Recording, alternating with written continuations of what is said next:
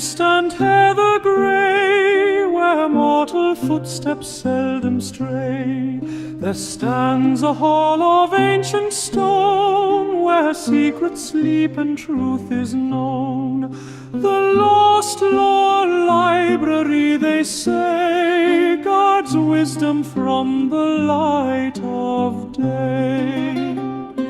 Oh, Jack the keeper, wise and old, with silver tongue and heart of gold, he tends the books of days gone by, beneath the ever-watchful sky, and knights in Talbots green and white protect the halls both day and night. The shelves stretch high to vaulted beams, where candlelight on leather gleams, and manuscripts in languages dead tell tales that common folk ne'er read. But Jack, he knows each volume well, and which are safe and which to quell.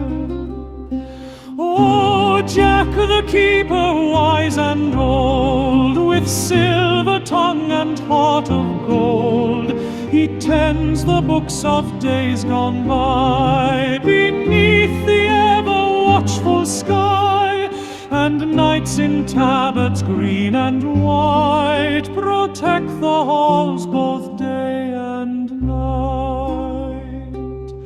Some say he's lived 1,000 years, some say he's conquered all his fears, some say he was a king dethroned who chose this quiet life alone. But none can say for certain true what Jack has seen or Jack has done through. If you should find the hidden door and cross the threshold to the floor of polished oak and Persian rock, speak soft and low, be not a thug, for Jack will test your heart's intent before you see where knowledge went. Oh, Jack the keeper, wise and old, with silver tongue and heart of gold, he tends the books of days gone by, beneath the ever-watchful sky, and knights in tabards green and white protect the lost lore library's light. The lost lore library.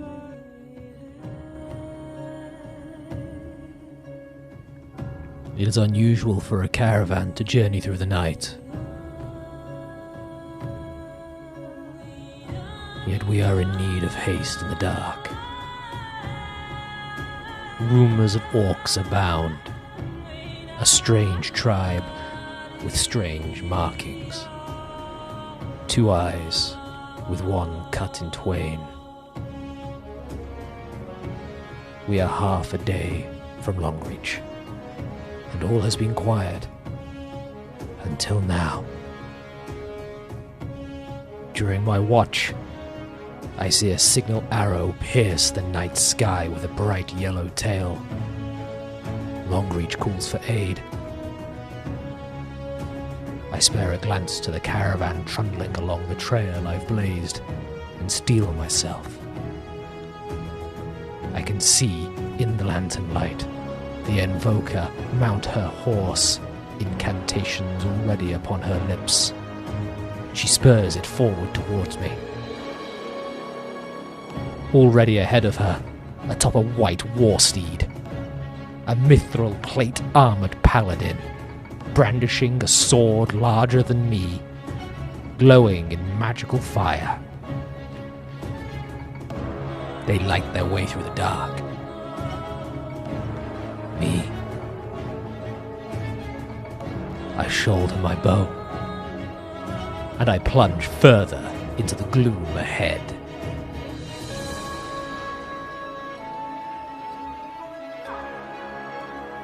The cries of the caravan captain echo after us. Haste is foolhardy, they know. But we are not ordinary folk. No. We are paragons. And we will be heroes of this land.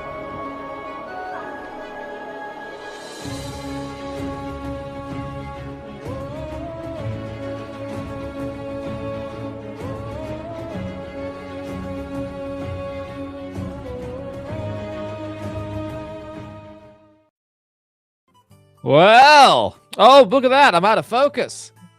While that was all happening, focus please, camera. While that was all happening, my microphone arm decided to fall off the desk. But here we are. Welcome, ladies and gentlemen, to the library for your midweek fantasy fix here on Wednesday evenings. Wednesday evenings for me, I think it's more sort of Wednesday afternoon still for you Yanks. But I'm glad to see you all here. And well, we have quite a few people chatting away. I want to say a massive thank you to Liverpool. Long time no see. I completely missed that you made me a little song there, which will now serve as the show's opening theme tune. Thank you very much, sir. I quite like that indeed. Hopefully sound is all okay, because as I said, I had a little bit of a microphone issue. I'll just turn that microphone listener on there so I can make sure nothing's broken. Also, I wanted to say that trailer you've just watched, that's this Monday coming. Monday the 19th, I'll be sitting down with Dean of Untold Destiny, his lovely lady Vicky, and Brass to play some fantastic TTRPG stuff for all of you lovely, lovely people. It's not scripted. It is going to be a live actual play, so what happens, happens. If you want to come and see how Untold Destiny actually functions on the tabletop, do stop by. It will be at 4 p.m. EST on Monday, this coming Monday. That's 9 p.m. for us Brits. It'd be very much appreciated to see you all there, because we put a lot of effort into this, and it's been a long time coming. We were talking about doing it months ago. And yes, Little Scholar is squirming away at the moment within the wife. It's coming up soon. March, I believe, is the due date, but it could be February, which is funny because it could be my birthday, technically. Be a bit early, but could be. Right, let's have a look, see who we've got, shall we? We've got Paladin Steve. Good to see you, sir. Obviously, my lovely wife is in there. There's Ashray, Michael Dale, Luva Graph Paper Architect. Hello, sir. There's Yang and the Dabbling Warlock. Guys, welcome, welcome. There's Vicky and Jeffrem walking in a snowstorm. Do be careful, Jeffrem, please. And then we have, I think that is most of you. Yes, welcome. If you have not yet, please do like and share the stream and leave a little comment down below, because it really does help me in the dreaded algorithm. And I've been having my ass kicked by the algorithm since I started trying to get back into content creation. Things just aren't going where they used to. But nevertheless, we shall see what we can do with the months remaining to us, shall we? Believe it or not, the music ended. Aha! I obviously didn't put it on the repeat like it's supposed to be. Believe it or not, I've got Dean with me. Hi, Dean. Hello there, Jack. How are you, my good sir? I'm doing well. That sort of AI song someone made for me kind of put a stupid smile on my face. I was bopping away in the backstage listening to that. I thought it was fantastic. That's an interesting choice of word, bopping, because we've been describing anything the baby does as bopping. Really? Yes. It's a good word. It is a good word. I've got a new favorite word, which I think I've already told you about, but I'll tell the chat. It's Callipygian. It means fair buttocked. So if you want to, tell a lady at the club, do people go to clubs? If you're going to sidle up to that lass at the bar in the tavern at night in the candlelight with a few ales down, and you want to make a good impression, you say, "Darling, you're callipygious." I'm sure that would go down well. I'm sure it will. Another good word is sesquipedalian loquaciousness. Means using big words to sound smart. That it does. Incredibly, and I think we've got a little bit of a reveal here as well, looking at the backstage part of him. Guess who's here? Making his return to the library after months of toiling away in a humdrum job. It's Brass. Hi, man. Hang on, mate, I'm eating a chicken sandwich. Oh, no. Hold on. Brilliant. Oh, there's got to be a better way of doing these. Hold on. No. Let's just do it like this. I'll do. In fact, I'll put myself down here. There we are. Oh, welcome back, man. Yeah, cheers, mate. How's the chicken sandwich? Don't get used to it. Yeah, it's pretty good, actually, to be honest. No, I shan't get used to it. You're for a brass Drake, you're quite reclusive of late. Yeah, I'm just with my treasure hoard and shit. Talking to yourself in your reflection. Yeah, pretty much. All right, chat, you're going to have to tell me how we sound, because as I say, the microphone decided to fall off the desk whilst we were watching the trailer, so it might be a little bit quiet compared to... You sound like shit. Thanks, man. No, you don't, Welcome Jack. You back. sound absolutely wonderful. You're crackly, you're popping in and out. It's Too like quiet. having a devil and angel on either shoulder. I have got a white shirt. I should put the white shirt on, shouldn't I? Yeah, you should just take the shirt off. I don't think the internet's ready. I don't for think the internet's ready for that. Plus, I don't want to be demonetized. that. No, definitely not. All right, well, did you guys happen to catch the thumbnail for this stream? Because I didn't actually announce much of what we were talking about today. I just sort of felt a bit contemplative earlier on, and before I could put those feelings to bed with a good amount of alcohol, they just kind of spiraled from there, And it's just, what do we actually want? Someone put this question to me when I was well, let me explain it a bit more before you jump in. Come on, what do you think this is? Your show? Yeah. Someone actually asked me when I did my Claire Expedition 33 bit, what actually would make me happy in a product or a fantasy thing, sort of a game, a book, a film, a TV show, what actually would make me happy. And I had to sort of sit back and ask myself, what would make me happy? I am such a jaded old man when it comes to the hobby, when it comes to books, definitely when it comes to films and TV shows. And I have to ask, I can spend all this time critiquing and picking apart, but what actually makes me happy about the genre? What do I want? And honestly, the more I examine this, as someone who loves fantasy and loves to critique things, and the more I critiqued myself and the way I critique things, the more I felt like an Ouroboros, just eating my own tail and going around in circles. So I'd be interested as to the pair of your... Let me rephrase that. I'd be interested into your thoughts, Brass and Dean. Feel free to jump in. I'm not gonna. Freeform discussion. Go. Okay, it's supercalifragilistic expialidocious, even though the sound of it is something quite atrocious. You ducked up the pronunciation. It's Truly. supercalifragilistic. I also See, up. it's not so simple. Supercalifragilisticexpialidocious. There you go. That's it. Yes, what a lovely word. I used to, when I was younger, I used to sing that song all the time. I had the album. Supercalifragilistic. So did I. Expialidocious, even though the sound, yes, etc. What do we want? Do you know what? That is a very good question. And I have been very jaded myself with a lot of the kind of remasters they've done, a lot of the... Fallout remasters on the way. Is it a remaster? Because they've just done Fallout 4 as a kind of remaster, but I think they're giving them the Oblivion remaster treatment.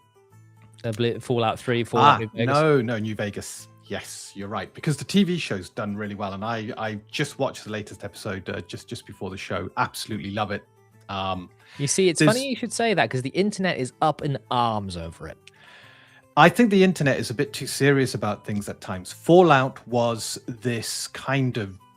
It was a juxtaposition of the horrendous nature of living in a post-apocalyptic world with the joyous nature of the Pip-Boy and the Vault. And it was this kind of mix of, terrifying things happening, but this incredibly sweet, innocent humor.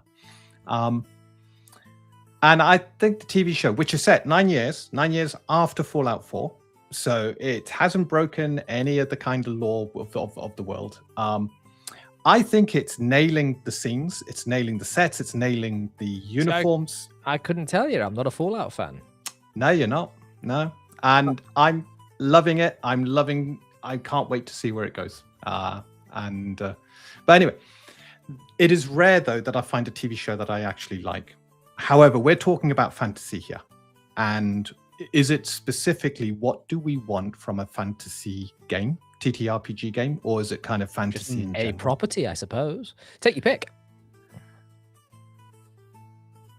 I want to be entertained without being lectured is at the forefront of what I look for. Good answer. Yeah. And We're going to start woke bashing in the year of no. our Lord 2026. It's either side. It's either side. I just want escapism. I don't want to be, if I'm consuming fantasy, I don't want to be reminded about the real world whilst I do so. I want that to be an element of me escaping from the real world, escaping to another world. All right. So if I'm running a game, I make sure the players understand they're in a completely different place, different rules apply. I try and create that construct around them so that for a brief moment, their minds can be freed of the daily grudge and grind and be able to think of the possibilities of what could happen in this world. Anything that breaks that fourth wall, for me, takes me immediately out of the product. So whenever they do a remaster and they start to change things because politically it's correct to do so, that immediately it stands out like a sore thumb, and it breaks me out of whatever they're trying to sell me, whatever I'm trying to consume. So I'm trying to think some of the latest. Which remaster was it? I think it was the Final Fantasy ones they did. Final Fantasy VII. And they made a few changes. And those changes were done because they were trying to get it through to the Western market, and they had to tick a couple of boxes. And I know the Japanese developers they don't like the hoops they have to jump through. But it's enough to kind of take you out of your childhood memory of playing Final Fantasy VII, albeit it's got better graphics, the story's a lot more in depth. The system aside, I think the system's a big downgrade compared to the old Materia system. I've not played the new stuff.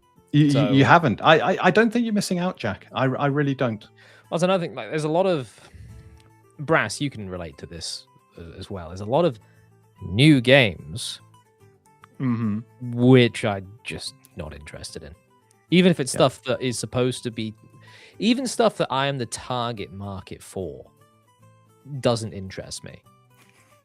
It's a very strange feeling to be the guy that always bought the latest D&D book, that always bought the latest fantasy game, the latest fantasy book. It's very strange to go from that a few years ago to sort of end up here where I think the word is disillusioned with the genre. And it doesn't for a second say that I don't love the genre, because just look what I'm doing with the channel. It's more that other interpretations of the genre really aren't getting there for me. I can't tell you what it is. It's a multitude of little things. But there is, I think the only thing that has really sort of caught my interest and why I've maybe glommed onto it as much as I have is the Wayward Realms. Because it is actually trying to be a version of fantasy that I might go, oh, that actually sounds pretty cool. Well, what do you feel, Brass? Like, I've already sort of hinted at your opinion on video games, but the genre as it is, you've been reading the Belgariad recently. I have been, and it's all right. How does it compare to... Because you also read quite a bit of Brandon Sanderson's stuff lately. I did. I find Belgariad's much easier to read, because it's more down to earth, it's more human. It just feels like the characters are just taking a walk anywhere on our own world.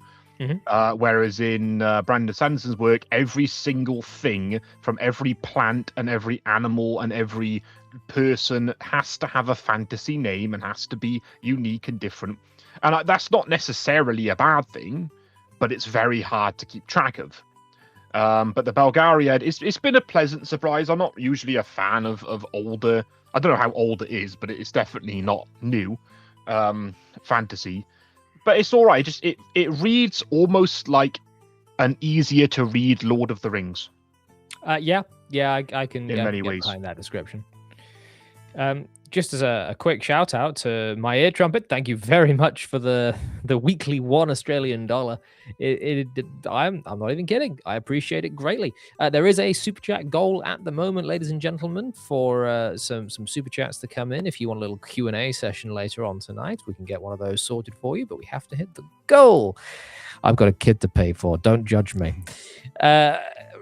Maybe that's one of the reasons that I'm struggling, Brass. Because you know me quite well. I like my down to earth, and I don't mean gritty and dark and grim and plague riddled and dirty fantasy. Yeah. I like my down to earth, easy to understand fantasy worlds. So you're fucked in that regard, because the only down to earth, it's easy to understand, I'm saying with quotation marks, fantasy things they tend to be the live action ones, and they're not very well written. I guess so. Live if you think action, if you think other medias, you think video games, TTRP. I mean, there are obviously down to earth TTRPGs, Untold Destiny, which we're playing on Monday at 9 p.m. GMT. Or there's like anime or whatever else. It tends to be anything that's animated or video gamey can lean into the bombasticness of fantasy, like big monsters and spells and magic items and powers and all that type of thing. Whereas live action, I feel like it always seems to focus on the Tolkien-esque. I say that I'm offending Tolkien by saying this, because you have things like obviously the Rings of Power. Sorry. You had the Wheel of Time, which I haven't really read the book. I've read one book. And I know it gets a bit insane towards the end, but for the most part, it is very kind of down to earth. There's some very high fantasy concepts, like the actual Wheel of Time, but for the most part, they just walk you through the woods and get ambushed by bandits, right? But that was poorly written and terribly budgeted and awful. The Witcher, season 1, okay, decent. I actually enjoyed it. Everything beyond that point, terribly written, terribly budgeted. I found the season 1 of The Witcher to be really confusing. Oh, that's because it was done like the weird, whole chronological. They subverted my expectations of how you should structure a story. I'll give them that. Yeah, true. But if you think about all the live action fantasies except Lord of the Rings, which is now about 25 years old, the movies that is obviously, and the books are way older. There's not really a lot of good down to earth, simple Tolkien-esque fantasies out there. No. There are in terms of books. There's lots of them in terms of books, not modern books, but Algariad. But yeah, I feel like video games. People want to be powerful, so they get big spells and big swords and even Dark Souls, which is started off a of, lot more low. Yeah, but like you get to like the end game of that, and you're raining down lightning from the sky, and you've got a sword the size of a house. You see let's take Elden Ring as the example, right? Because that's the most recent Souls game, right? Elden Ring, I found you start off as quite a low broadsword shield kind of character, or there's guys around you that are quite easy to understand. But you go further into the game, and there's rot monsters, and there's cysts of the world tree and things like that. So I don't think it's too much that there is bombastic stuff happening in modern video games. I think it's just, I think a lot of the bombasticness is poorly paced. Yeah. Yes. I think a lot of what the issues Tim, I've just seen your comment. I can't highlight it, but that's very funny. I think a lot of the pacing issues is what gets me, because you let's go back to Fallout. I played Fallout 4. I've played Fallout New Vegas or Fallout 3 as well. Well, no, I haven't played Fallout 3 because it doesn't run on modern systems, and I've never been able to get it to run on modern systems despite trying. So Fallout 4, you need an Xbox, and then it will run. I do have a 360 sitting over there. Yeah, that's perfect. I just can't stand using controllers for games like that. I played through Fallout 4, and that game starts with giving you the end game. So it gives you a suit of power armor and lets you kill a Deathclaw. There's no real build up to the Deathclaw being something that you should fear. Yeah. And then again, you've got a similar situation with Baldur's Gate 3. Now we've talked quite a bit on this channel about my issues with Baldur's Gate 3's writing, but the opening to Baldur's Gate 3 is topsy-turvy. It should be at the end, because you're starting out on this massive high note of action. The climax happens, and then you're coming down from it for a long time to try and set up these mystery boxes. I hate mystery boxes. and someone might then be tempted to say, well, the Lord of the Rings films, the Jackson films, they start off with these huge battle scenes and this narration. Yeah, but that's a scene setter. It's not actually affecting the characters that you're about to start off with in this cozy little shire. You just had the world contextualized, whereas Baldur's Gate 3's opening contextualizes the entirety of your experience. Does that make sense? Am I making sense, or am I talking out my ass? You're absolutely making sense. And this is the Marvel infection of everything, which is, unless it's big, it's bold, you've got to grab their attention within the first 30 seconds, and it seems to have eked into everything. I noticed it with trailers a long time ago, and apparently the trailer that started this was the Transformers movie trailer, with the bums constantly throughout the trailer. Marketing teams noticed people paid more attention. Now, every single trailer, with a few exceptions, has every few seconds a banging noise. And this is the complaint I had when I started. We didn't see the last episode, but we watched season 5 of Stranger Things. And the very first thing I picked up on is they were doing the same thing. Every scene started with this bang or ended with a bang. A loud noise, a car door shutting. It's kind of gone back in time a little bit. So when scenes would have been changed with cymbals or drums or some such. I don't know, but I find it the most irritating thing that snaps me out of the moment. Whereas I'm also watching The Night Manager, which is superbly done. It doesn't have these tricks. It's well acted. The suspense, the characters, it's very much show, don't tell. Fantastic programming, fantastic filming. But then you compare it to the stuff that is quickly put together, and they just use these tricks to keep you engaged because they've got no substance. They repurpose what comes before because they can't create. And you end up with, and this is unfortunately the majority, because a lot of people they want to sit back, they want to consume, they don't want to think. And this is perfect for it. So unfortunately, the masses like it. And people who want something a bit more, something deeper, something that we felt has been missing from fantasy, we end up losing out because the mainstream, the big corporations, they only want to peddle this stuff. We need to support our independents. They're the people who are still, and this is, I'm going to bang the drum on this one, because independent creators are creating from their hearts, and they're bringing stuff that we've done a number of interviews now, and the one going out next week, it's the weirdest, brilliantest system I have ever heard. Very story driven. Brilliantest, yes, absolutely. Very story driven, but you've got stats and the way the interaction happens, and you basically start with just a scene, and the game is world building as well as story, driving story forward.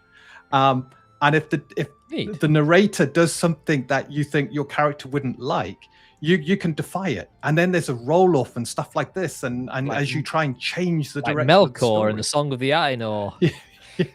I will say, I'm going to drop your YouTube channel link there. By the way, guys, if you want to go and support some independent creators, like I know you do, you dirty little boys and girls, you can go and click that link in the chat right now and go and support some independent creators by watching these interviews. Yeah. Where independent creators are not bound by the same rules because of big marketing teams who say, this is what you need to do to attract and keep people. And it's horrendous. I'm quite disillusioned. I've seen a few people in chat actually talk about wanting hope and stuff like this from their role-play games, and that's why with Untold Destiny you play paragons, you play heroes, because it's about hero-driven role-play, not about That is something that I decided to zero in on in the little trailer that I made. We are paragons, and we will be heroes of this land. Greetings, Damien. Long time no see, sir. Brass, play devil's advocate. Tell us we're wrong. Is it everyone else? Are we so out of touch? No, no, it's the children that are wrong. Think about it. All right. Look at all the Marvel movies. Okay. Now look at the audience ratings, and the views and the money they bring in. They're clearly very good movies, fantastic movies, absolutely well made, incredible. We're just old. We're a dying breed. We are like blacksmiths complaining about factories. You know, we are. Nah, I'm only joking. I fucking hate it all. You can only stomach so much. Like, to be fair, like, I am a mindless slop enjoyer sometimes. I probably watched more Marvel movies than anyone here. I haven't watched any of Phase whatever the hell we're on now. I can't remember the last Marvel movie I watched. But I liked Infinity War. I definitely liked the original. Well, not all three Iron Men, to be fair. The first two were good. You know, I didn't like Captain America. He was boring. I hated the character. Which is weird because I liked Paladins, but he was such a cringe. Captain America gets a bad rap. He does, but I honestly thought the second Captain America movie, Winter Soldier, that was the best Marvel movie I have ever seen, but it was a cloak and dagger. It was spies. It was about government control and breaking free of that control. It was fantastic. Love it. It's my top Marvel movie. I kind of I lost interest at Endgame. You know, the Infinity War Endgame. I just it got too much. The screen was too busy. There was too much happening. It was just over the top. We were talking a little bit about this earlier on today, Brass, the Marvelification of multiverses. Where all the multiverses are just slight variations on one another rather than having substantive differences, like in Michael Moorcock's multiverse. We were talking about, like, Dungeons and Dragons, for example, has always been a multiverse. Really, well, maybe not always, but for a lot of its lifespan, it has been a multiverse in the sense that there are different realms within Dungeons and Dragons, and there are certain entities like Baba Yaga, Vecna, that transcend those realms, but only certain entities. Whereas nowadays, because I was talking about the Vecna Eva Ruin thing, I was like, look, almost every edition ends with Vecna trying to destroy the multiverse or some shit, except this time the multiverse is cringe. Just a quick little shout out to Liverpool here. Welcome back, sir, by the way. It's been a little while since we've seen you. $5 dues. Thank you very much. Goes a long way. You have started us off towards the goal for this stream. Hey, Jack, how is a cow getting its just desserts like the oppressor in ancient and noble Ireland? I can't say the rest of that. Nope. You're going to get me in trouble. You're going to... He's okay. No one ban or time him out because he's a good fan. But he nearly had me. He waited weeks to come back because he used to do this shit all the time, and he's waited weeks to come back and grab me. I can't say that. At least, not legally. Right. What are we doing? Who are we doing? That's throwing me off completely. What were you on about, Brass? Multiverses? You brought him up. D&D being bad. Yeah, D&D doesn't have, strictly speaking, a multiverse. If you keep to just the D&D products, because you've got the planes, you've got Sigil, as someone says we should be pronouncing it. Apparently, Sigil, the city adores. Jandalf. Jandalf. And Sigil connects to all of the different worlds, and when they refer to multiverse, they refer to the different prime worlds, and each of those prime worlds have their own rules, and only some heavens and hells and planes are affected within those. So Dark Sun is an incredibly cut-off world, and then you got the Phlogiston that kind of connects it all together, and that's your spell jamming, and that's another way to get back and forth. The only way to get to Dark Sun. You also have actual Earth with Anubis and Thor and all those Yeah, deities. absolutely. So you can have as many prime worlds as you want, and you can create your own and plop them into the D&D universe, as it were. But it's not multiverse in the way that Marvel created a multiverse and multiverse is thought of, which is the same universe but split into thousands, if not infinite numbers of variations of a decision creates a new multiverse. Except for one line in 5th edition in Fizban's Treasury of Dragons, when talking about the chromatic, well, not just the chromatic great worms, any great worms. Great worms in 5th edition lore exist because they merge with other editions of themselves from across the multiverse. Well, so that's other just variants of the same dragon. I don't care. That's someone who has altered the original texts. Yeah. And they're wrong. Yeah, it's cringe. Oh, look who it is. It's Stug with his 4 months at the Ink Guard level. Well, thank you very much, sir. The firstborn of the Lawsworn is Stug. First member of the channel we ever had. True. Where is the composite material plane? Why are you like this? Is that a material plane that only wood, sinew, and bone exist on? Horn. Is horn bone? Horn. You're right, horn. It could be horn- bone as well, but it's typically horn. Yes. Yeah. We had this discussion while we were doing character creation. Exactly. That's why. That's why. I saw composite, and it's wrong. Bows. Bows. Yes, indeed. Oh boy, I'm sorry. I'm still thrown completely, thanks to the meme lords in chat. There is. Well, you know what I want from fantasy? Let me chime in right here. Go on. So, you might think what I'm about to describe is the most common fucking thing in all of fantasy, and everyone's done it. I want fantasy where you make your own character or something if it's a video game. You explore a world, you delve into dungeons, and you fight dragons. Skyrim. I was going to bring that up because Elder Scrolls is and to an extent the Souls series, closest thing to what I'm describing, but the Elder Scrolls games haven't had a decent game in 15 years. And the Souls games are a bit too mechanics and less, I'm going to offend a lot of people here, less world. You're not wrong. Because, yes, there's deepest lore, but it is deepest lore. You have to go digging for it. You have to have a look at the description of all the items. There's some nice environmental storytelling, don't get me wrong, but yeah. I'm not... I like a post-apocalyptic... Jesus Christ. I like a world that's been destroyed. Every now and then. You like some of those... it does get a bit tiring after a while, because it's like, yeah, you're just exploring this world all on your own. There's no one else. Maybe there's an NPC, but you accidentally aggroed a boss too soon, and now that NPC has died off screen. So, brilliant. Yeah. But basically, right, give me an Elder Scrolls style game or setting, like that style of gameplay. Give me a world like World of Warcraft, or even the Dungeons and Dragons world.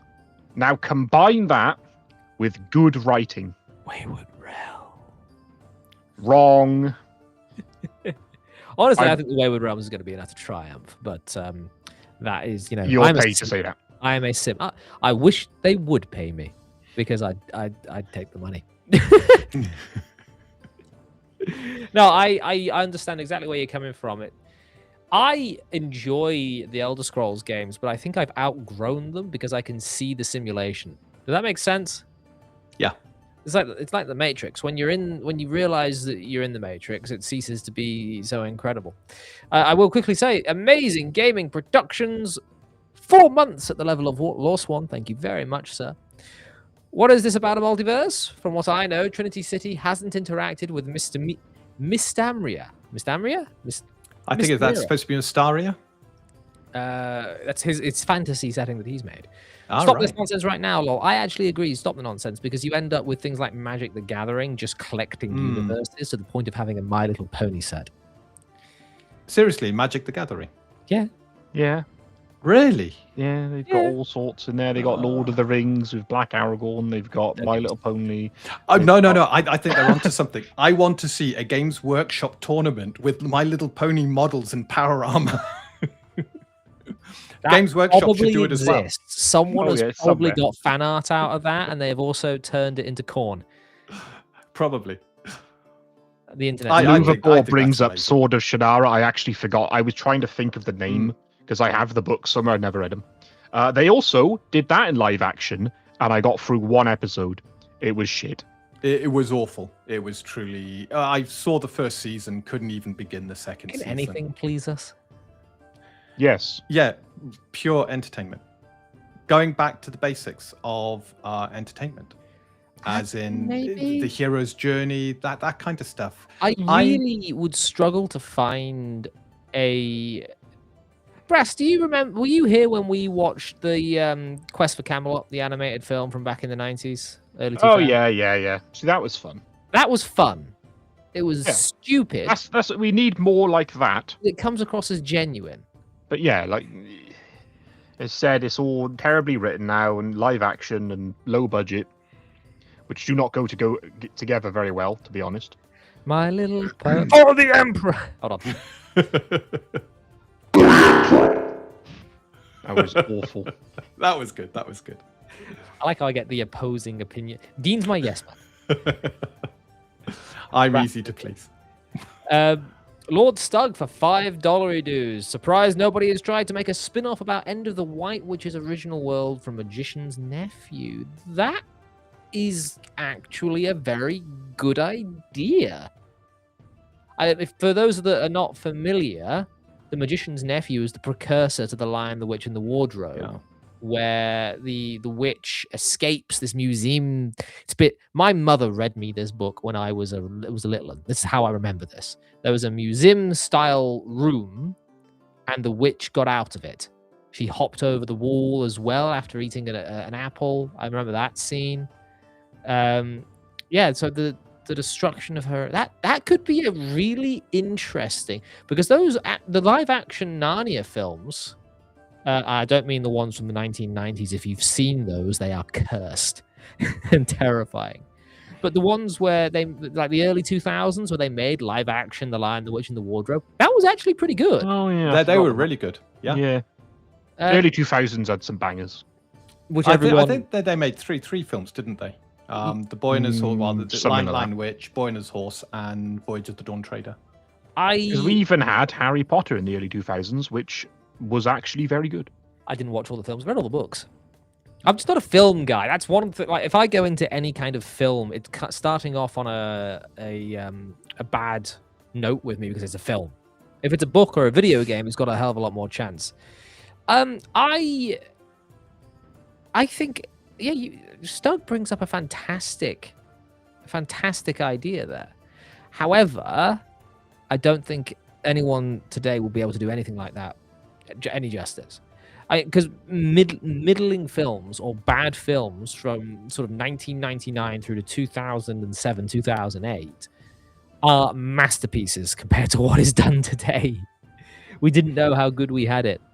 Everyone hated the Star Wars prequels until the sequel showed up.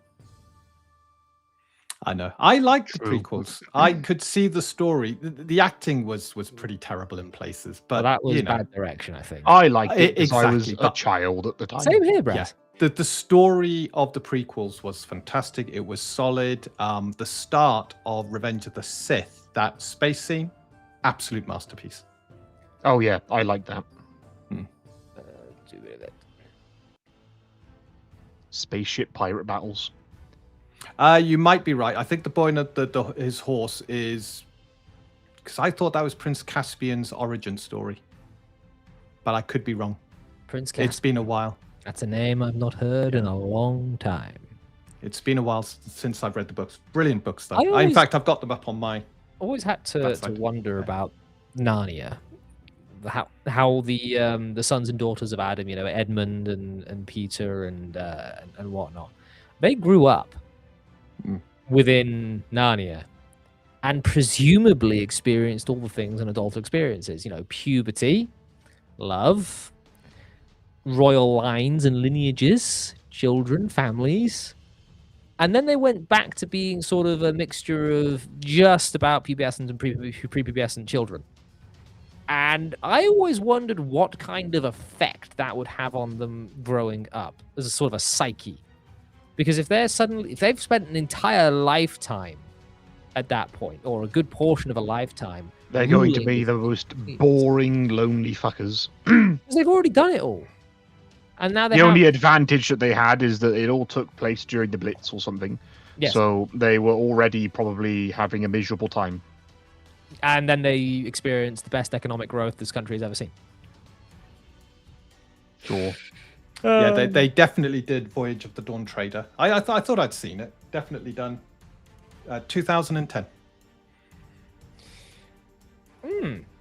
So it's on the cutoff then. Anything after 2007, 2008, we're not allowed to watch anymore. No. When was the original Iron Man?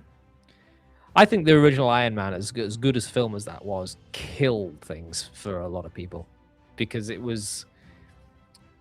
Everyone tried to ape it. Maybe that's the thing. Everything is, at the same time, in the same breath, everything is trying to outdo the previous thing whilst also trying to be the previous thing. Yeah. The problem is Iron Man set too high of a bar because it came out, I'm pretty sure, the same year as Spider-Man 3. And if you compare the CGI of those two movies, and yeah, Spider-Man 3 looks a lot lower budget, but also the Spider-Man trilogy was just goofy superheroes as they're kind of supposed to be. Yep. But then Iron Man made superheroes cool, and it also it up to the CGI standards to the point where everyone started using nothing but CGI, and now we've got utter slop everywhere. Yeah. Yeah, the Spider-Man came out the year before, and then Iron Man. The year before. Yeah. So, yeah. And not much of a difference between them. I never liked the Tobey Maguire Spider-Mans. I always felt them. Yes, Spider-Man. I liked them because they were funny. They were, but I wasn't a big fan. I grew up with them, and I think that's about it. But again, films. We're talking a lot about film, but I know nothing about films. I really don't watch films. I just don't. I fall asleep. I get bored. Amazingly, it's not because of the lack of attention getting. I think the fact that they distract me from other stuff is more annoying. I tried to watch the Red Sonja film that came out recently. Was it last year? Yeah. And I got 21 minutes in before I gave up. And I'd like to talk about this with Alyssa when she gets back from, giving birth. But she defended it a tad, and I can understand why. But Red Sonja is a survivor of an assault of a carnal nature, let's say, and she prays to a war goddess for revenge, and the war goddess gives her unparalleled martial prowess on the condition that she not lie with any man that cannot beat her in a fair fight. And she then goes on to be this beer-swilling, ass-kicking, bodacious babe adventurer, just slaughtering her way across the Hyborian Age.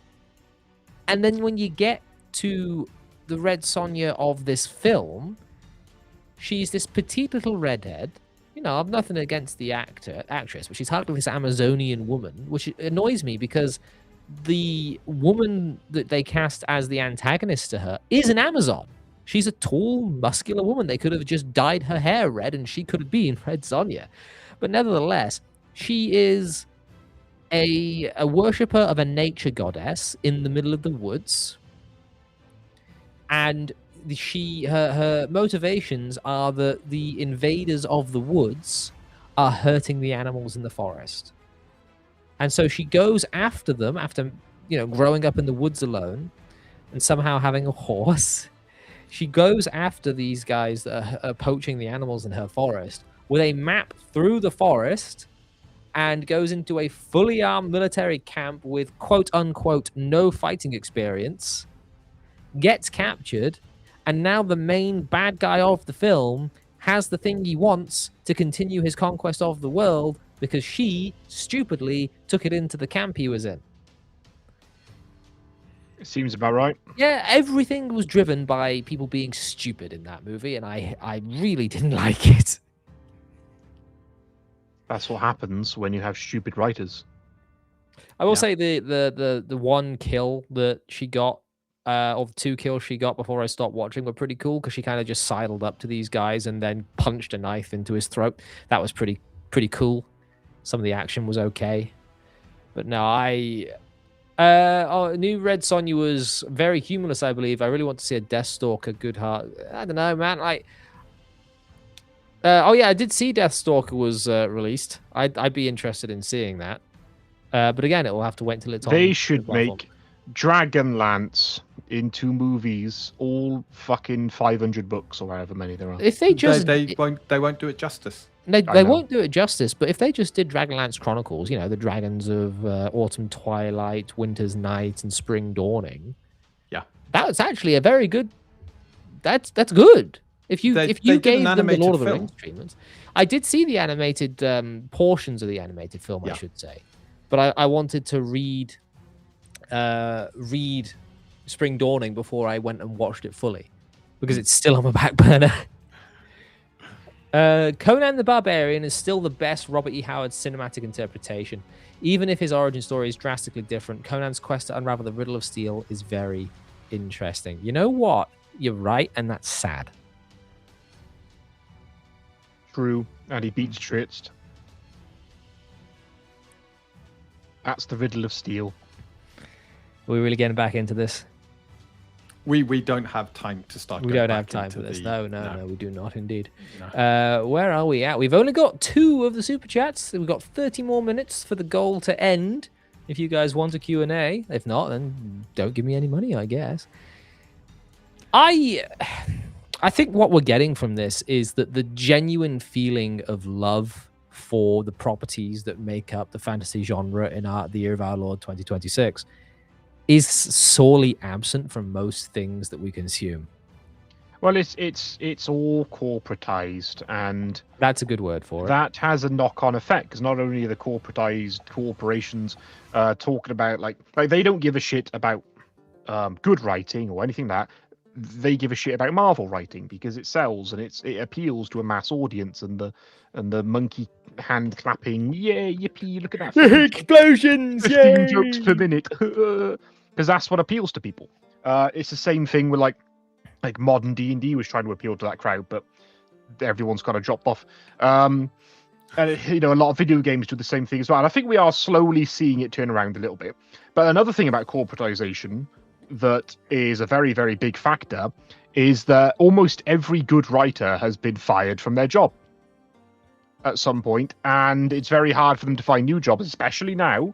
If you're a writer trying to get into an industry, you're basically fucked because AI has already done it for you. And so what we're seeing is a brain drain of writers. All the good writers, they're not in anything important anymore. Maybe they're working on like little indie projects, but they don't get a lot of attention. They don't get a lot of funding. And funding, backing, attention, those are very, very important for indie projects. It doesn't matter how good of a writer you are. Brass, if no this one is a sees twin-headed you, then snake. You're very right. It's a twin-headed snake of a problem, though, because not only are the good writers leaving, they're being forced out.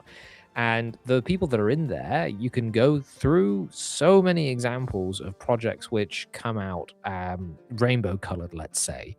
And the people that are in there are thinking more about pushing their social ideologies than they are about delivering what Dean was talking about earlier on, entertainment for the sake of entertainment, or even giving any kind of kudos to the original work that they are doing the adaptation of. Yeah, it's not even like missing out the politics part of it. Like, I've genuinely seen a lot of people that, for example, will say that George R.R. Martin is a better writer than Tolkien because Tolkien's world didn't make sense in certain situations, and so George R.R. Martin's better because he's more realistic and that type of thing. And it's like I've said this before, possibly on this exact live stream a long time ago, that modern writers are writers that have graduated a creative writing course, which has taught them wrong on purpose.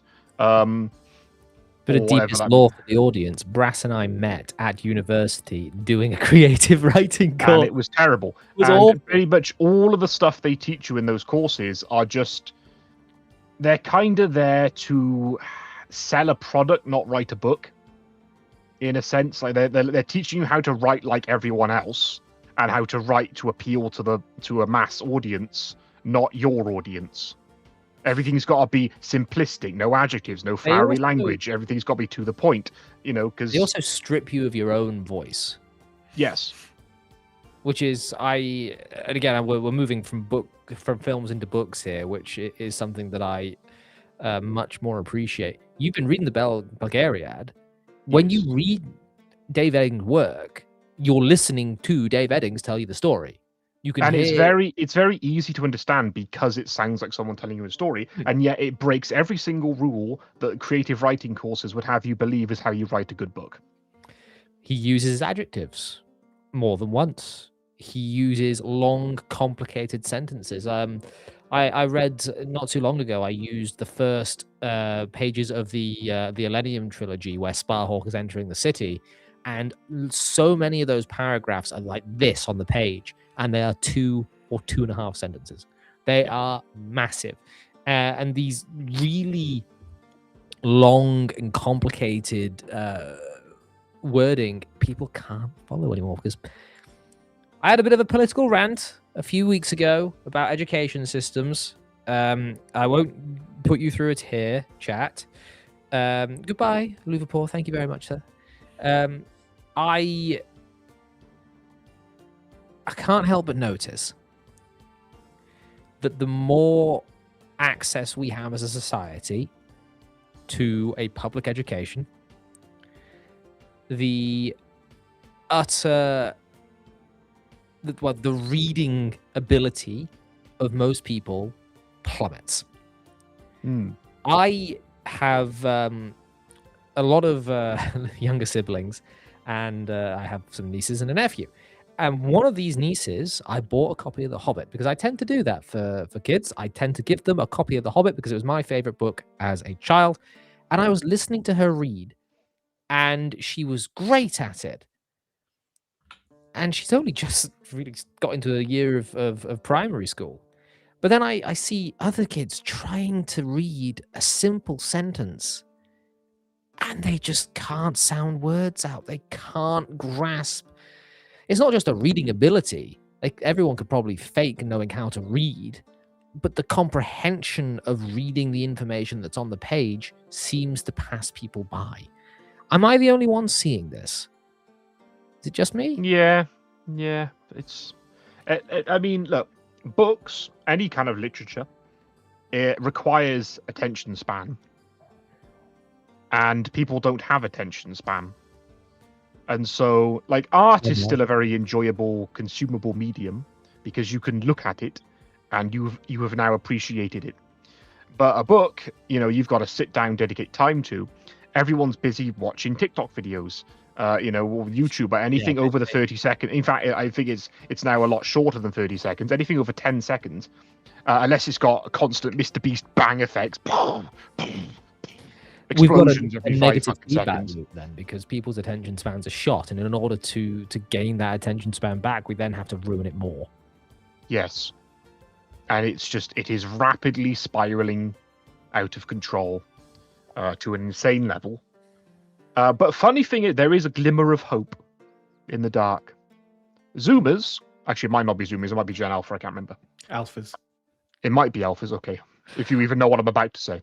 I'm guessing what you're about to say, and it will be alphas. Go on. What I was going to say is, apparently now, long form content, I'm saying quotation marks, that's what they call it nowadays, is on the rise. It's getting more, not more views than it used to, but like attention spans are sort of coming back, because what people tend to do is they have food and they sit down, they watch YouTube, and they will open up a half-hour, 40-minute video because that's around the time it takes them to eat their dinner. And a lot of people are doing that nowadays because YouTube is the new TV. Whereas like 5-10 years ago, so everyone was just watching Vines and TikToks and all this stuff, which they are still doing. That's a word I've not heard in a long time. I know, but TikTok. that's what started it all. Vines. But yeah, like you can't really sit down and enjoy your meal while also watching TikTok because you have to keep constantly. Things are changing. I don't know. But I'm not a Zoomer. I'm not young. TikTok has a shop? I will watch Yeah. a 3-hour lore video on a game I've never played. And never will play because you've watched the video, so now you don't need to. Yeah, pretty Yeah. much. You're right. I think it's the late late Zoomers, early alphas are getting into long form content as well as becoming more Christian as well, more religious. A recent YouGov indicated a massive uprise from like 20% in the past to about 40% of alphas now consider themselves religious. So there is a change happening. I think, I don't know whether it's just when you're brought up with something, that something no longer holds a special appeal. So you look for something else. So you can imagine if all you had were books, then along came these short content pieces to grab your attention. It's very different. But if all you've had is that short content stuff, I guess it kind of numbs the brain. It kind of you desensitize yourself to it, and you look for something else, something more long form, more in depth begins to hold your attention instead, because the brain is seeking something different at that stage. I think it's bring back long form. We could hopefully be going somewhere, but to bring us back to writers, if I can just add one final piece here. The biggest problem you've got with writers, where they've got the backing of a good marketing team, they've got a good corporate structure backing them, they've got all this money to be able to deliver what they're writing. They are a small cog. They've got sensitivity readers Matt, to deal have with. you seen some of those people offering sensitivity reading and editing?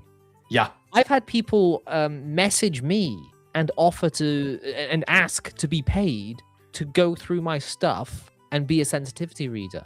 Yeah. I gave them some very insensitive language when they asked me. Yeah.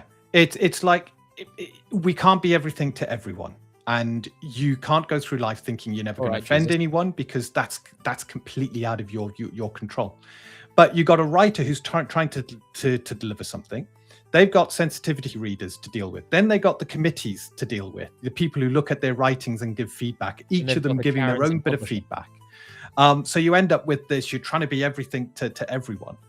And then on top of that, you then have the top level execs who go, well, I heard this is really in fashion and our audience will want to see this. So put this in your writing. And the writers, they're not actually writing anything, or at least they're trying to. But what comes out at the very end is probably far removed from what the good writers want to do, who are trying to make a name for themselves in the industry. It's funny you mentioned that, because that's exactly what happened in my dissertation for the creative writing course. I was writing just a typical fantasy, and it was just about this elven warrior trying to escape this kingdom that's trying to hunt her down. And pretty simple premise. And then the guy, literally 2 weeks before the deadline, my tutor that was looking over it, was like, oh, well, Torchwood, I think it is really popular. And like isekai anime are really popular right now. So why don't you make it into like a isekai sort of virtual world? And I was like, well, no. He's like, yeah, make it something like that. So it's more like a video game, because those are popular now. And I'm like, I don't care. This isn't even getting published. Like, it doesn't matter. Wow. And then I got a B, so I passed. I find that incredible. This wasn't the bold chap, was it? No, it was like a Canadian. He was an all right guy. He was very chill dude, Canadian, like blonde Tyler. His name was. Actually, I probably shouldn't say that. I'm doxing people. Well, no one knows who you are, so how the hell are they going to know what that is? However, yeah, it was very last minute, very cringe. Driving and Dragon says we are focusing on molehills and missing mountains. I will look out for a comment telling me what the mountain is. And I've not heard it phrased that way before. I've usually done woods for the trees. Whilst we're waiting on that, let's have a look at this $10 donation from Jeff from Denka. Thank you very much, sir. Again, it all goes to the new Babby, and it is very much appreciated. Finally out of the storm. Good to see you back home safe, sir, and back online. One of the most underrated fantasy authors, and what books of theirs would you suggest? That's going to be a tough one. That's going to be a very tough one, because the thing with fantasy is you either make it or you don't. There's not really an in-between. I really like Robin Hobb. Soldier's Boy is probably my favorite of hers. So I would say her. What about you guys? I've met her I too. haven't. Lovely lady. I don't know any underrated ones. I'm reading The Belgariad by David Eddings. There we are. He was a very big name about 30, 40 years ago. Well, it ain't 30, 40 years ago anymore. True. Dean's gonna wow us. No, I'm just trying to. There's a book I really enjoyed. It's a Forgotten Realms book, and I'm trying to remember who the author was. In fact, I think a lot of the authors of the Forgotten Realms novels, the novels were fantastic. A lot of them went into detail. They had a lot of lore. They really set the scene. It felt like you were in an AD&D world. But they're not big authors. You know, they're not well known. Some of them might be, but many of them. So I'm looking here. You got Scott Sensen. He's written quite a few. Troy Denning, James Lauder. These aren't authors you hear every day, and yet there is a ton of these novels out there. Which, you know, they're not your Belgariads, but they're a good read. They're a good pulp fantasy. I'd call them really good reads, and just take you back to a fantasy pulp world. fantasy, then I would suggest everyone go and read Michael Moorcock's Elric series, because Elric is absolutely everywhere in modern fantasy, and yet no one realizes it's him. Yeah, because no one knows who he is. Trad publishers are hyper-focused on a specific high percentage formula like Romantasy, and self-publishers tend to present terrible quality production. You're not actually wrong. I went into my local bookshop, and I don't really like talking in this way on this show, but I have to. The utter degeneracy that is available on a very reachable by children shelf within that bookshop from the genre by a certain style of author is incredible. Bloody hell. Stop the presses. Stop everything. She's alive. She's alive. It's Savo. It's Fightful. Where have you been? I've been worried sick. Welcome back. Hopefully we'll get a bit more elf art out of your return. Welcome back indeed, my dear. Good to see you. Sorry about that, chaps. I was not expecting that. Not expecting that name to show up. But yes, there are a lot of. What I find is any author named David usually does a pretty good job. Like Dave Eddings, then. Yeah, pretty much. There's David Gemmell, who's got an entire fantasy book awards named after him.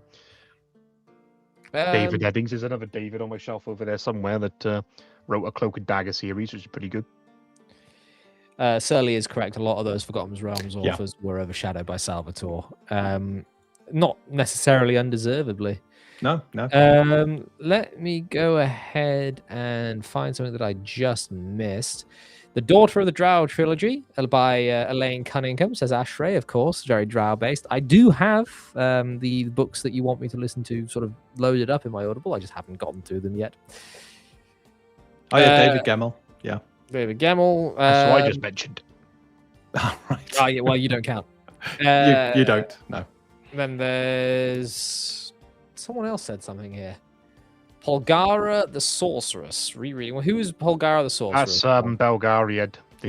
Belgara is one of the characters in the Belgariad as well. I have not read the Belgariad. I've read... Because Belgarath, the main character, also has his own book called Belgarath the Sorcerer. And then there's Polgara, his daughter, Polgara the Sorceress.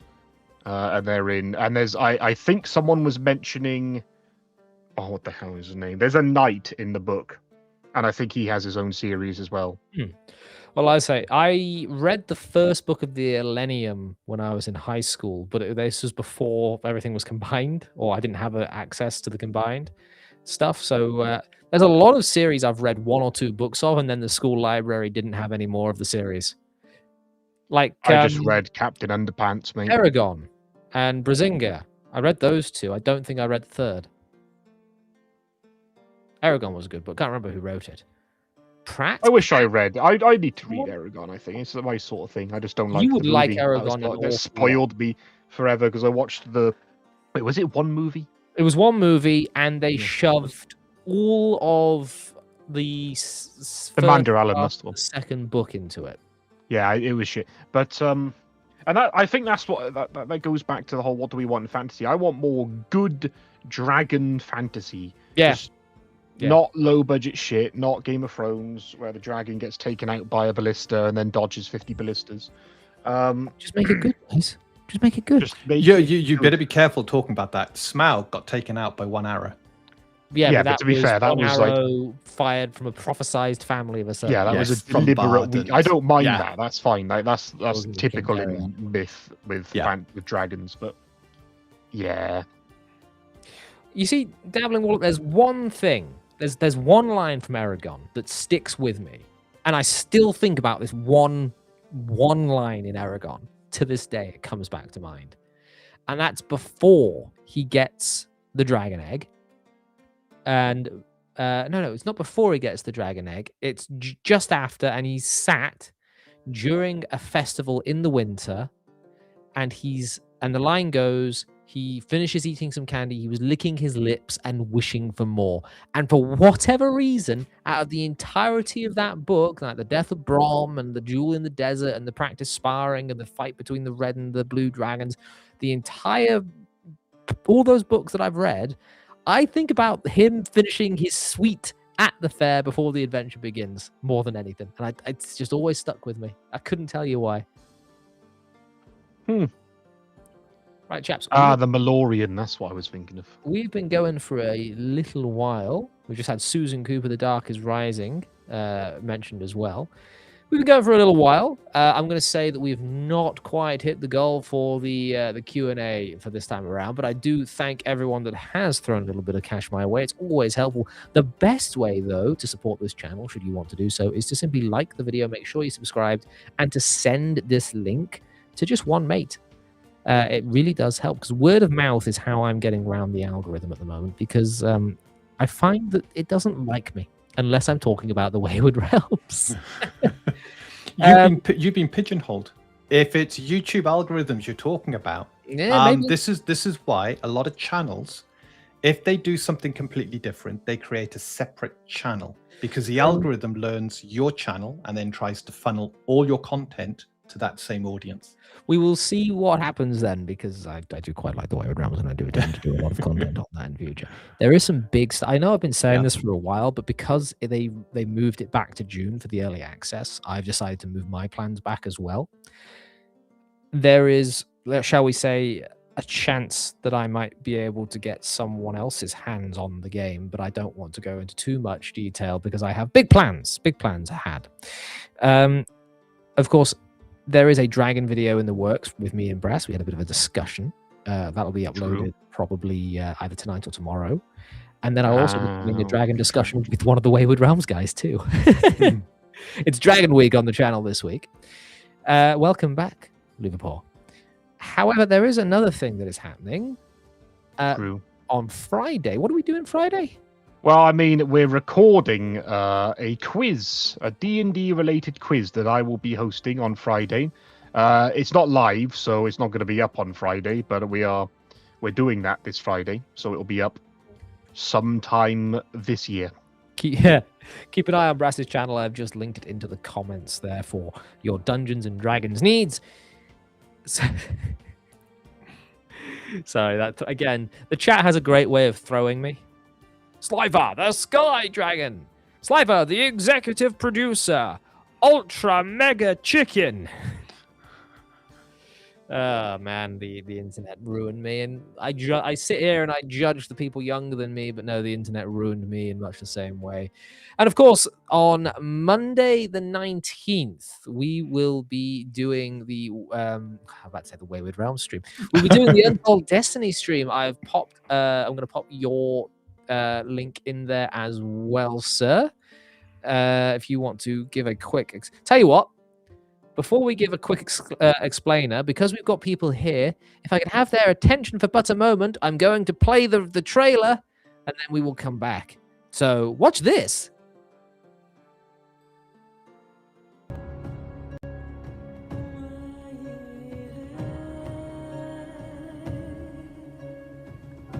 It is unusual for a caravan to journey through the night.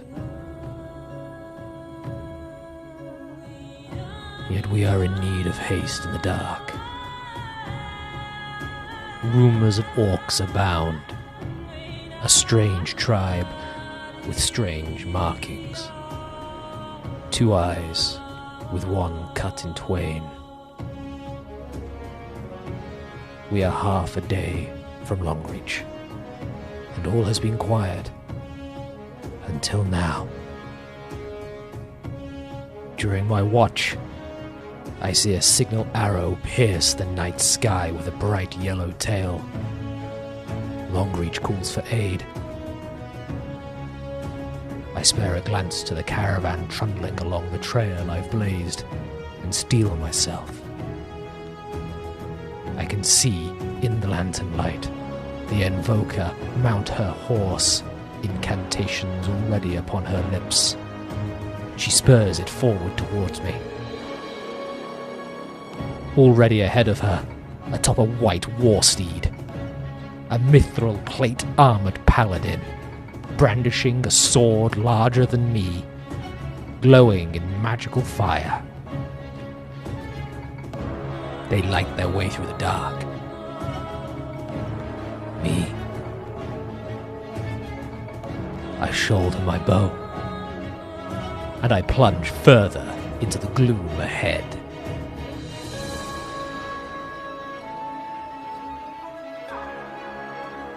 The cries of the caravan captain echo after us. Haste is foolhardy, they know. But we are not ordinary folk. No. We are paragons. And we will be heroes of this land.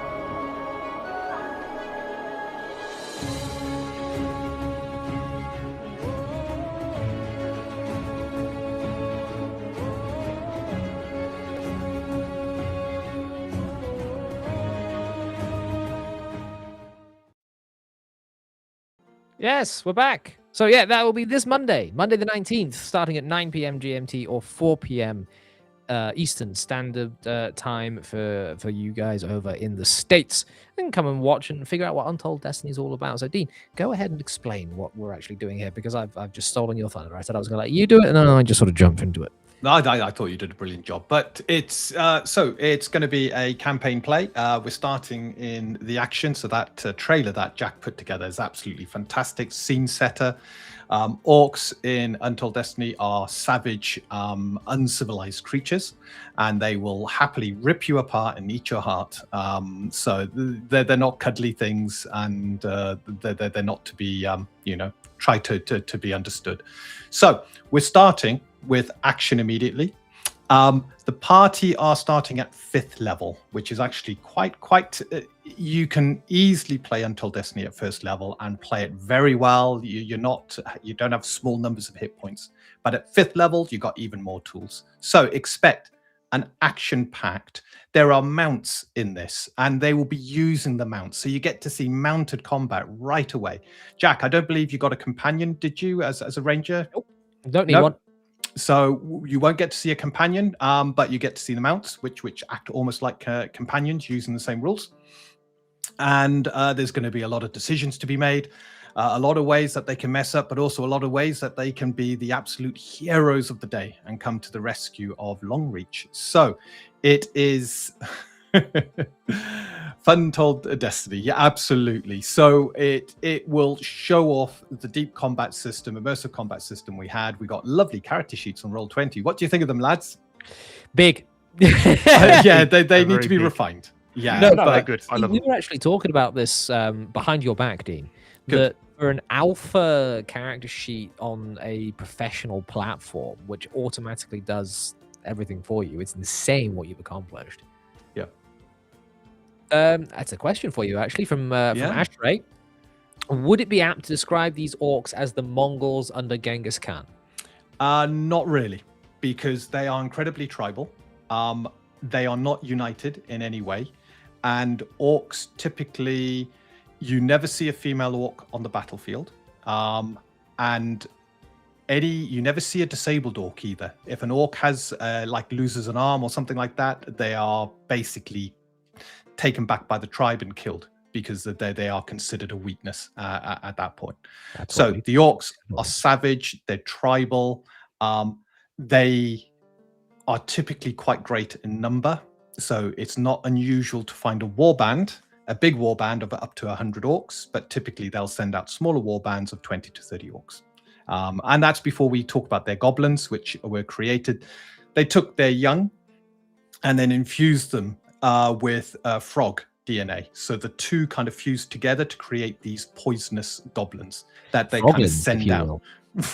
Yes. No, honestly, the I can't wait for Untold Destiny. You know, the goblins. I don't know about you, Brass, but when we played the other taster sessions we did with Dean, the goblins were the threats. Yeah. Yeah, But the venom coating, yeah. Oh yeah, they were quite vicious. Easy to take down, not many hit points, but they could dish a lot of damage. However, Jack, you did pick up beautifully in that one fight that as long as there's an orc on the battlefield, goblins are quite cowardly, but they will only flee if there are no orcs. If there's an orc on the battlefield, they will stand steadfast. They won't flee.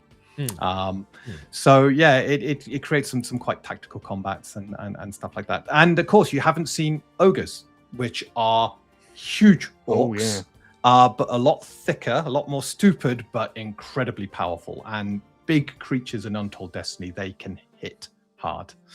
Oh jeez. If I didn't like I Tim, love I'd it. be timing him out right about now. Do you know what? If I've been putting puns left, right, and center on X. I deserve this. I'm really looking forward to getting into it because I really enjoy Untold Destiny's moment-to-moment combat an awful lot. Like Ryan has just put in the chat there that D&D is the default. He's incredibly correct. Untold Destiny sort of takes the formula of tabletop combat and makes it a lot more free-flowing. It's actually very close to how I thought about D&D combat before I knew what D&D combat was back in high school, because I would have attack, response going on in one turn. And I really do find you fucked up. You tried, mate. You tried. It's really interesting to have this sort of resource management system that is a microcosm in every fight, but the macrocosm being the wounds. It's really cool. In fact, I one of the reasons I think the Wayward Realm so speaks to me is because they also have a wound system, which if I was a betting man, I'd say they stole from you. But no, I don't think that's the case. I honestly think that the way you have designed the resource management of HP, stamina, fate, all the rest of it is bloody brilliant design, and I really enjoy it.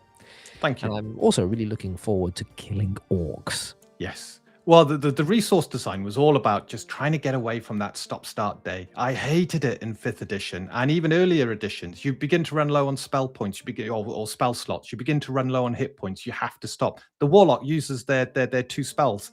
They want to stop.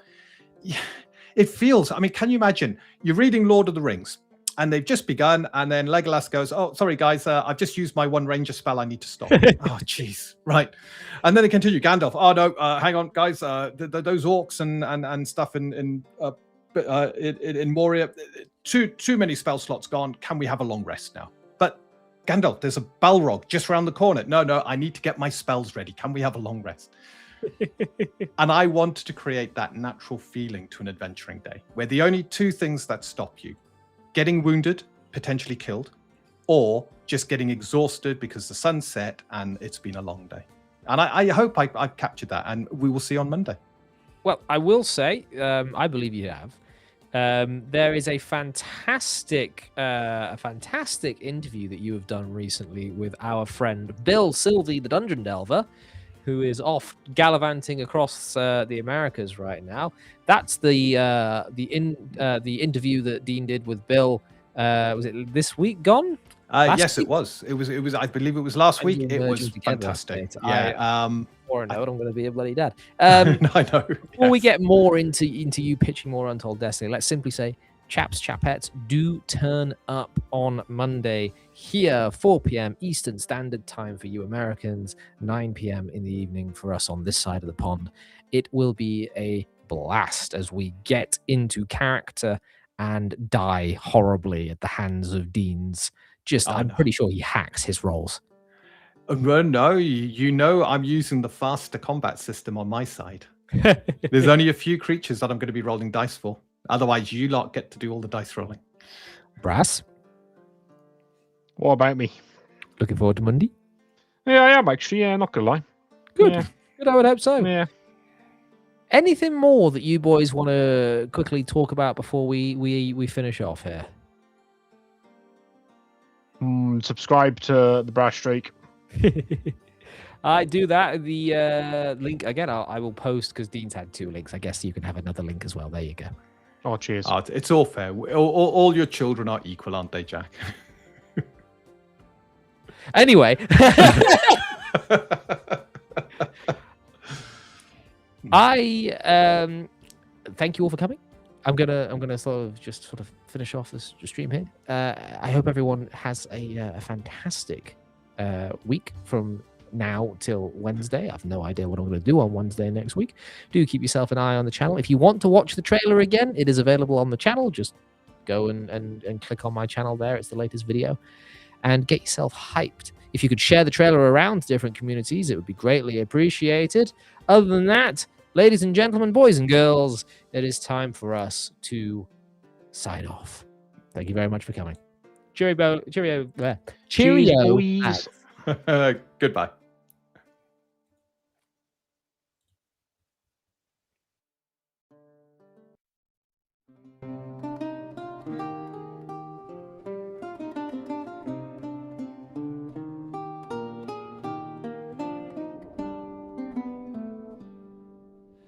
Beyond the mist and heather grey, where mortal footsteps seldom stray, there stands a hall of ancient stone, where secrets sleep and truth is known. The lost lore library, they say, guards wisdom from the light of day. Oh, Jack the keeper, wise and old, with silver tongue and heart of gold, he tends the books of days gone by, beneath the ever-watchful sky, and knights in tarbots green and white protect the halls both day and night. The shelves stretch high to vaulted beams, where candlelight on leather gleams, and manuscripts in languages dead tell tales that common folk ne'er read. But Jack, he knows each volume well, and which are safe and which to quell. Oh, Jack the keeper, wise and old, with silver tongue and heart of gold, he tends the books of days gone by, beneath the ever-watchful sky, and knights in tabards green and white protect the halls both day and night. Some say he's lived 1,000 years, some say he's conquered all his fears, some say he was a king dethroned who chose this quiet life alone. But none can say for certain true what Jack has seen or Jack has done through. If you should find the hidden door and cross the threshold to the floor of polished oak and Persian rock, speak soft and low, be not a thug, for Jack will test your heart's intent before you see where knowledge went. Oh, Jack the keeper, wise and old, with silver tongue and heart of gold, he tends the books of days gone by, beneath the ever-watchful sky, and knights in tabards green and white protect the lost law library's light. The lost law library stands still beyond the moorland and the hill, where Jack keeps watch for